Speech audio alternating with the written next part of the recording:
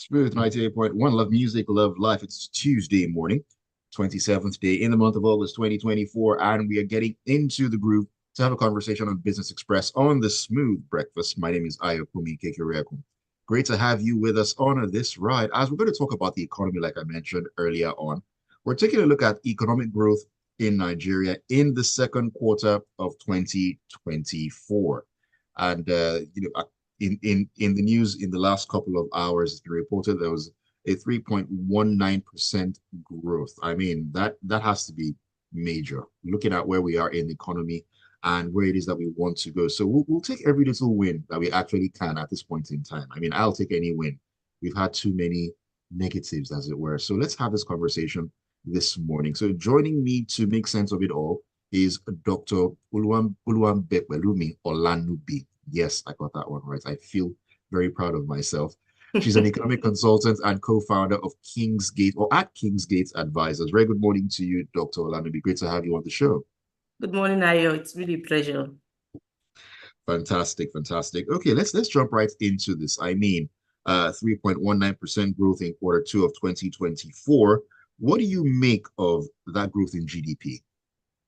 I mean, it's really safe to rejoice at what we have, right? 3.19% growth rate. It's higher than what we saw in the corresponding quarter in 2023, and also what we had in the last quarter, which was in Q1 2024. So it's a very fragile growth, I must say. However, it's positive and it shows that the economy is growing. But in the real sense of it, what we need to take us to where we want, or at least to have a sustainable growth path, is something higher than this. In fact, the federal government also assumed from their projection for the year, they assumed a 6% growth rate. But having a 3.19% is like saying we are 50% that threshold.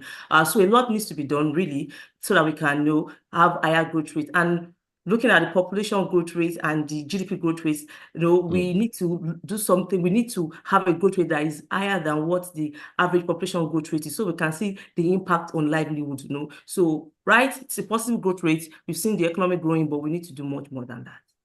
A lot more needs to be done for us to actually feel the very full effects of that. Let's get your thoughts in this morning. Send your messages into us on WhatsApp on 0809 440 981. You can also join us on YouTube, I beg your pardon, where we're streaming live at Smooth 981 FM Lagos.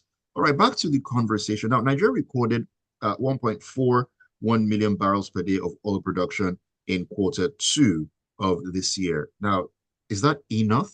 Do we need to do more? How much more?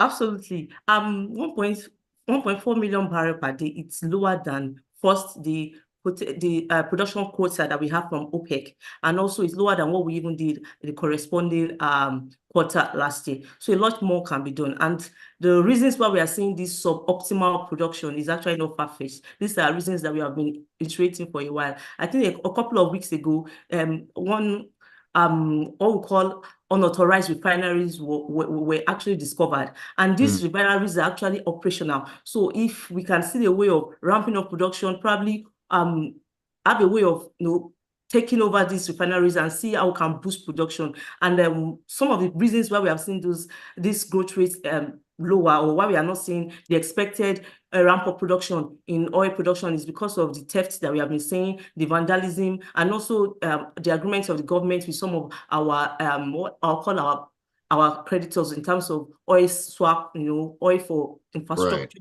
and the general low level of investment in the sector actually is one of the reasons why I've been seeing this slow growth rate or slow production in the sector. And this is the time we need to really ramp up production to take advantage of the earnings that we can see, and see how the sector can also boost economic activity. Remember that Nigeria as a country, we are sensitive to oil production rather than sensitive to price, because we are just a price taker. We are not a major player in the global market. So it's important we ramp up production and see how much we can take, and how the sector also can boost productivity generally in the country. It just hits differently hearing that we're not a major player, as it were. Bearing in mind the possibilities that are there, because I mean, when you think about it, if in an ideal situation, if everything was the way it was supposed to be, all the I's were dotted, all the T's were crossed, I mean, Nigeria should be up there having conversations at the big boys' tables, but we are where we are because of inefficiencies and lapses and so on and so forth. Now, So sad. talking about growth, the oil sector actually grew by 10.15%, while the non-oil sector by 2.8%. I mean, what do you make of these growth rates? That is quite a disparity there.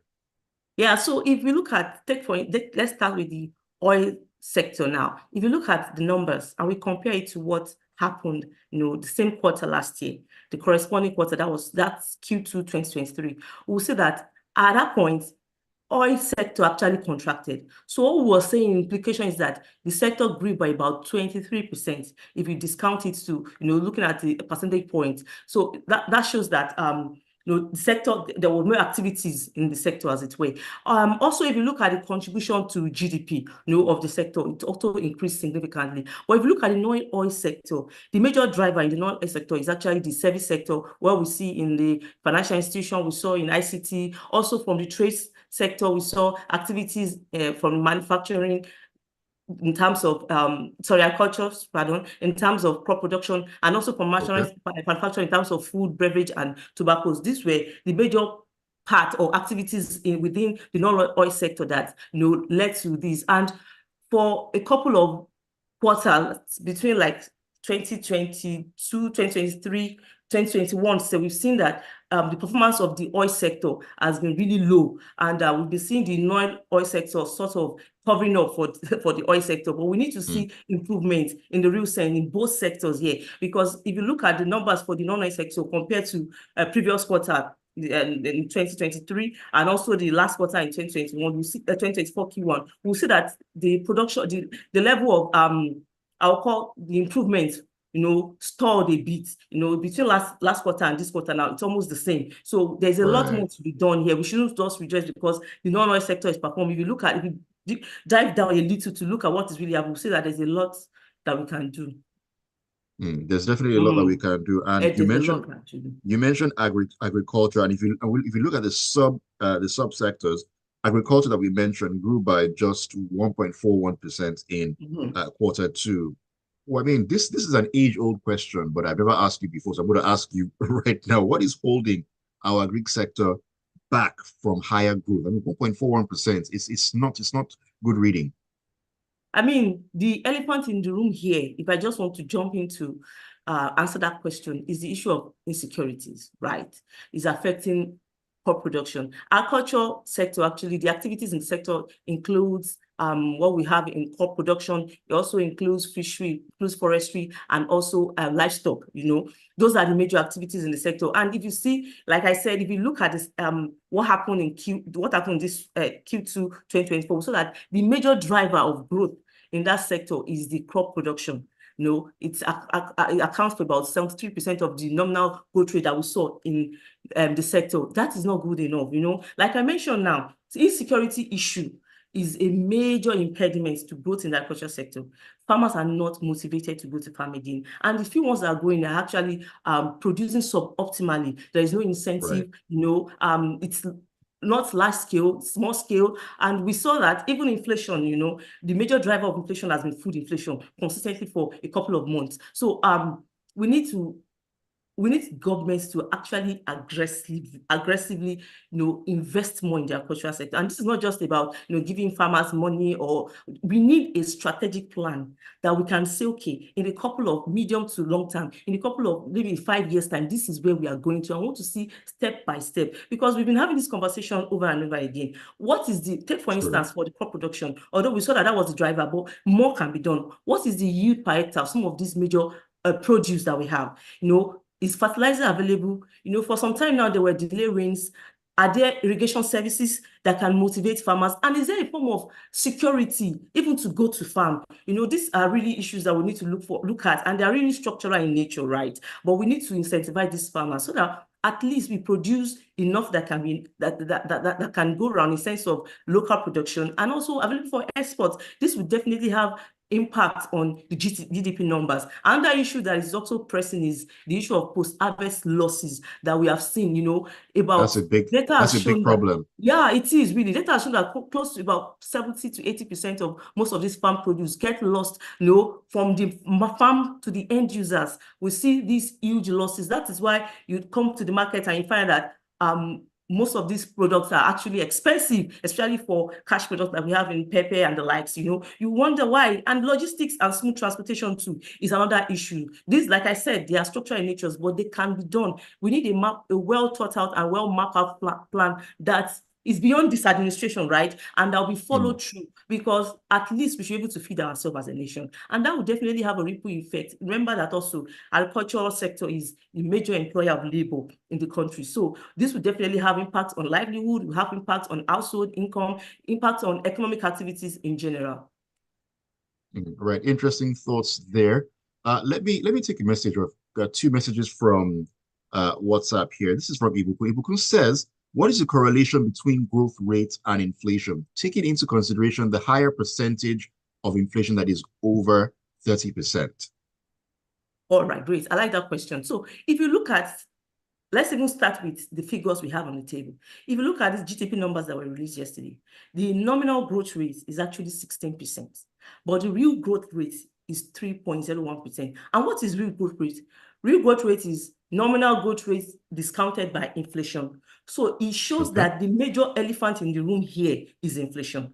Inflation is like, in economic terms, we say inflation is a monetary, is everywhere a monetary issue. In sense that there's too much money, pursuing fewer goods. But for the case of Nigeria, the reason why the inflation rate is actually supply in nature, the driver of inflation is supply in nature, there are structural issues. So that is why even if we see, say, improvement in some of these activities or sector, inflation, when that is counted for inflation, we see that there is actually no real growth rate. There's actually no real growth rate. So we cannot talk about improving productivity or improving the GDP numbers or improving economic activities without addressing the issue of inflation. It's like you are fetching water in the basket, because inflation will deflate. That's the way it is. Inflation will deflate the numbers, will deflate the activity. So it goes hand in hand, and they are all macroeconomic macroeconomic variables, where we have to measure how healthy an economy is. It's not just about GDP growth rate, as it were. Okay, the economy is growing by, say, 5%, 10%. In the real sense, if the economy is going by 5% discounted by inflation, and the nominal say growth rate is 8%, then the economy is doing well. But if the nominal growth rate is saying 16 and the economy is growing by 3%, it shows that there are some fundamental issues here. So inflation is very, very important to be addressed when we talk about improving economic activities. All right, let me take some more messages as we get ready to run up the conversation. This is fine. This is fine, Oluboroko. I always hope I get your name correctly. Fine. He says the elephant in the room is crude oil production. Why is it that no Nigerian investor is interested in crude oil production? I believe that sector currently will be more profitable than refining the oil itself. According to that's his own thoughts. According to him, thank you so much for that. Fine. Tayo says we have a long way to go in terms of economic development. The GDP rate is there showing a positive direction, but how is it impacting our standard of living? That is the big question. I mean, it's one thing to have numbers written down, but when it comes to the reality of things, are they actually on the same page? The $1 million question here.